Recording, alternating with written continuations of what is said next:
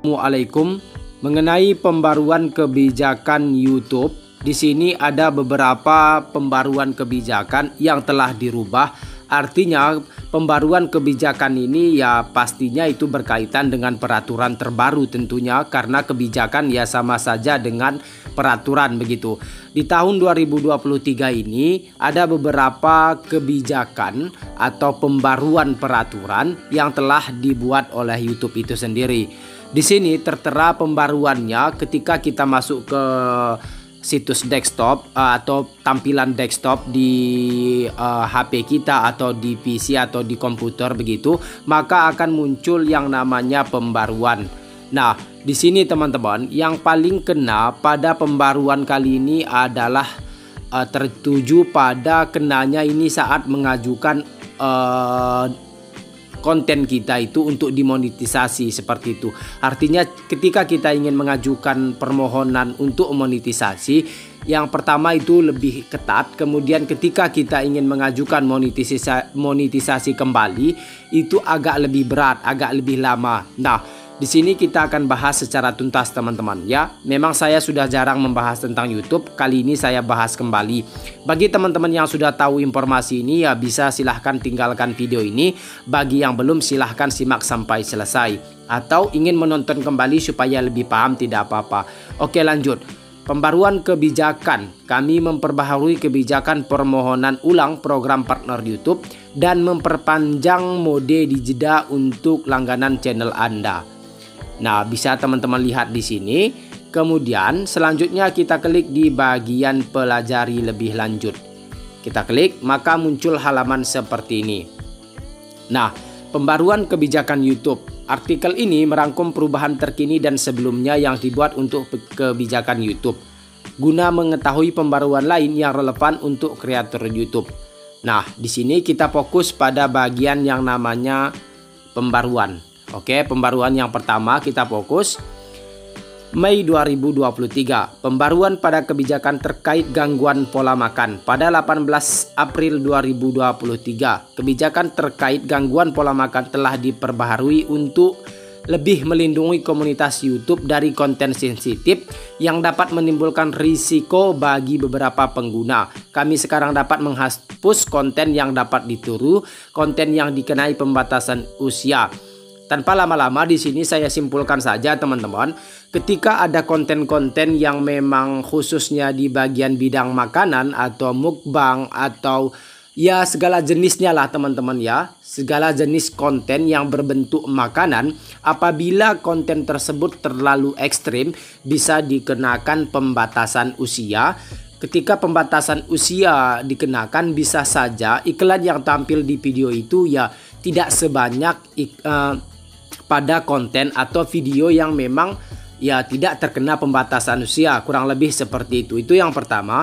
Yang kedua, ketika konten atau video yang terkait dengan video makanan yang memang dianggap berbahaya, yang bisa menimbulkan orang untuk meniru sebuah adegan di dalam video makanan tersebut, yang mana itu bisa dianggap berisiko atau berbahaya, ya kita katakan saja ekstrim teman-teman, itu bisa langsung dihapus.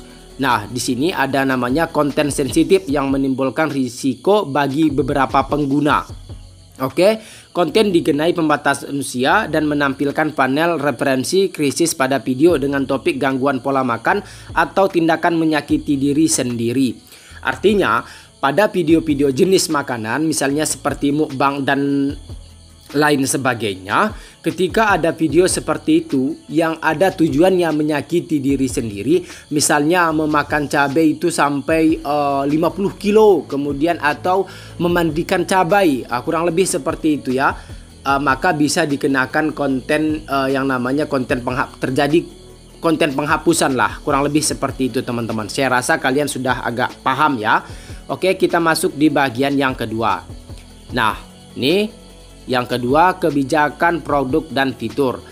Mei 2023, perubahan pada komentar yang disematkan. Mulai 31 Mei, demi membantu melindungi komunitas YouTube, kreator harus memiliki akses ke fitur lanjutan untuk menyematkan komentar di video mereka.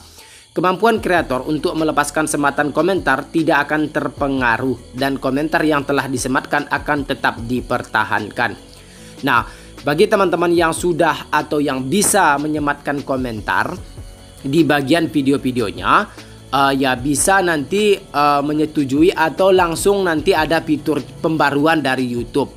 Nah, jika belum ada, bisa teman-teman klik bagian ini, akses fitur lanjutan, itu bisa teman-teman klik untuk mendapatkan ya aksesnya teman-teman, atau mendapatkan akses fitur lanjutan seperti itu. Ini tidak terlalu terpengaruh, makanya di sini saya tidak mencermatinya. Kita fokus di bagian yang nomor 3. Nomor 1 tadi sudah kita bahas, kemudian kita masuk di bagian nomor 3. Perpanjangan masa berlaku kebijakan mode dijeda untuk langganan channel. Mulai dari Juni 2023, kami akan memperpanjang masa berlaku kebijakan mode dijeda dari 90 hari menjadi 120 hari. Artinya, jika Anda menawarkan langganan dan channel Anda ditangguhkan dari program partner YouTube, Anda kini memiliki waktu 120 hari untuk dapat diterima kembali dan melanjutkan langganan channel sebelum langganan yang ada berakhir, dan pelanggan menerima pengembalian dana untuk pembayaran bulanan terakhir. Nah, artinya di sini teman-teman, ketika channel kalian itu ada namanya sebuah fitur langganan, kemudian channel kalian itu ditangguhkan, maka kalian bisa mengajukannya setelah 90 hari atau 90 hari, yang dimana nanti teman-teman, ketika kalian itu ditangguhkan, maka langganan yang sebelumnya itu ditunggu dulu sampai berakhir. Itu yang saya tangkap bisa di bagian peraturan yang ini teman-teman, yang saya lingkar di garis merah ini. Itu yang bisa saya tangkap. Nah, di sini tidak terlalu pengaruh kepada YouTubers pemula. Sekarang kita gulir saja ke bawah. Nah, di bagian ini, oke, kita mainkan atau kita bahas. Nah, program partner YouTube Mei 2023, perubahan pada kebijakan permohonan ulang program partner YouTube. Mulai 5 Juni 2023, kami akan memperpanjang masa berlaku kebijakan permohonan ulang program partner YouTube dari 30 hari menjadi 90 hari. Artinya, channel yang telah ditangguhkan atau ditolak lebih dari sekali kini harus menunggu 90 hari sebelum dapat mengajukan permohonan ulang. Jika ini adalah pertama kalinya Anda ditolak, Anda masih dapat mengajukan permohonan ulang setelah 30 hari. Namun jika ditolak lagi, Anda harus menunggu 90 hari. Oke, langsung kita simpulkan. Nah, ketika teman-teman YouTubers pemula atau YouTubers yang baru bergelut di dalam dunia per-YouTubean, atau kalian yang baru-barusan mengupload video ke YouTube, lalu kalian ingin berharap ada iklan yang tampil di video kalian, dari iklan tersebut kalian bisa mendapatkan uang. Nah, yang dimana kalian harus mengumpulkan 1000 subscriber dan 4000 jam tayang atau melalui penayangan video short. Jika syarat sudah kalian dapatkan, kalian ingin melakukan namanya pendaftaran monetisasi.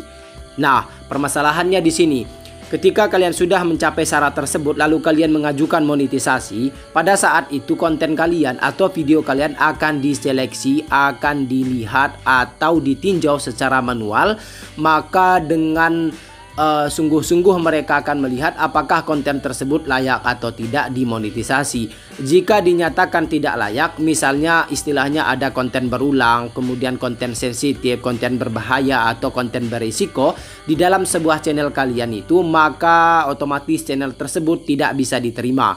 Nah, kesimpulannya, jika sudah tidak diterima pada peraturan terbaru ini, maka ketika kalian barusan melakukan monetisasi dan itu adalah penolakan pertama, misalnya gini, kalian baru mengajukan monetisasi dan ditolak, maka kalian bisa mengajukan ulang setelah 30 hari. Nah, memang normalnya begitu. Tapi ketika kalian ditolak kedua kali, maka waktunya sudah menjadi 3 bulan. Artinya 90 hari. Kan 3 bulan tuh teman-teman.